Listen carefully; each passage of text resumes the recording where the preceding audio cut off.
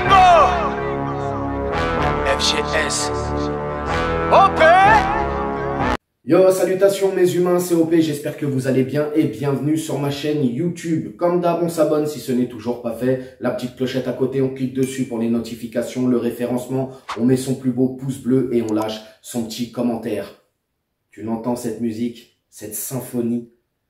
Ligue des champions, UCL, Champions League. Ça y est, on y est, c'est le grand bain demain soir.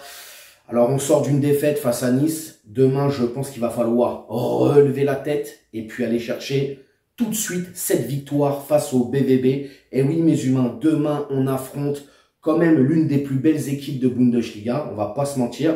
Et ça va être un joli spectacle. Donc, comme tu le sais, les avant-matchs, on va d'abord faire les stats des deux équipes. On parlera de Dortmund et on finira avec le Paris Saint-Germain. Et on commence maintenant avec les stats. Nous y sommes enfin, mes humains. Demain soir, nos rouges et bleus vont affronter le Borussia Dortmund, les jaunes et noirs, pour cette première journée des phases de poule aller de la Champions League. Coup d'envoi à 21 h. Le match est retransmis sur Canal+.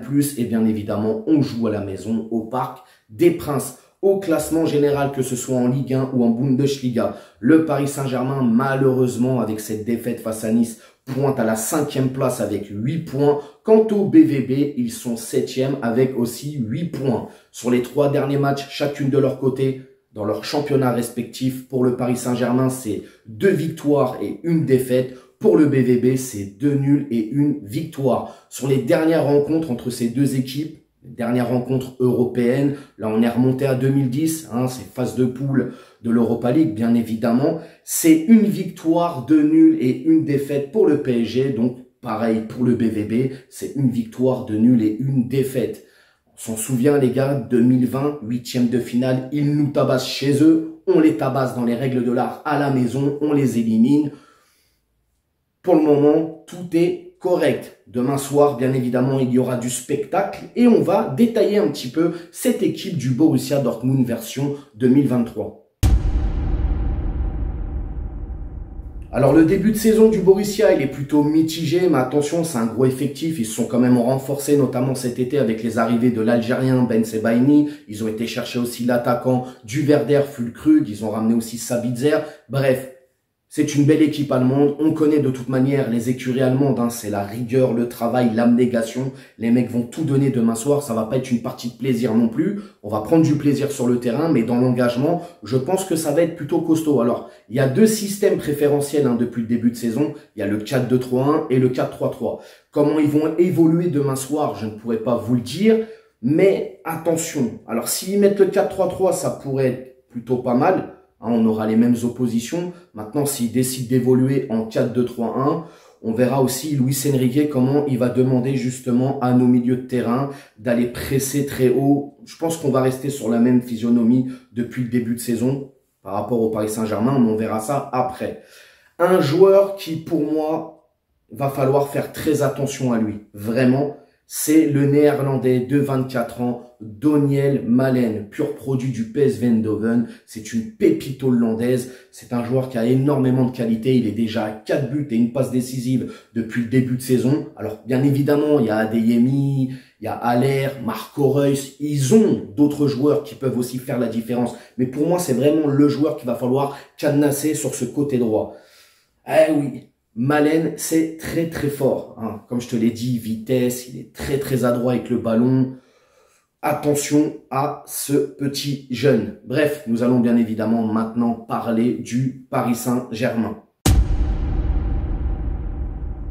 Côté parisien, côté rouge et bleu, va falloir relever la tête après cette défaite face à Nice, bien évidemment, même si ça reste encore en travers de la gorge.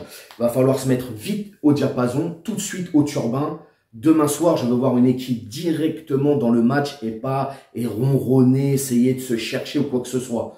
Tout de suite appliquer le système de jeu qui a été mis en place par Luis Enrique. Je veux voir la même équipe qu'on a vue depuis le début de saison aller chercher très haut l'adversaire, presser tout de suite à la perte de balle, éviter de perdre des ballons bêtement. Je veux voir aussi de la finition en attaque, notamment côté Dembélé. J'espère que demain soir, ça va lui réussir parce que là, la finition, frérot, c'est pas bon. Et après, tu te payes cash. Tu rates, mais derrière, les mecs, ils vont pas rater. Donc, voilà.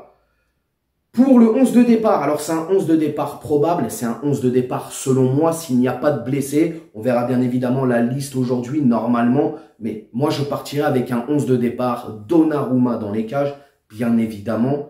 Skriniar, Marquinhos pour la charnière centrale, Lucas Hernandez à gauche, Hakimi à droite, le milieu de terrain on ne touche pas. Ugarte, Zaïre Emery, Vitinha, ça c'est le trio du milieu de terrain. Pour l'attaque, cette fois-ci en pointe, je vais mettre Kolo Muani pour aller chercher justement cette vivacité, cette vélocité, cette vitesse, cette percussion que Kolo Muani a.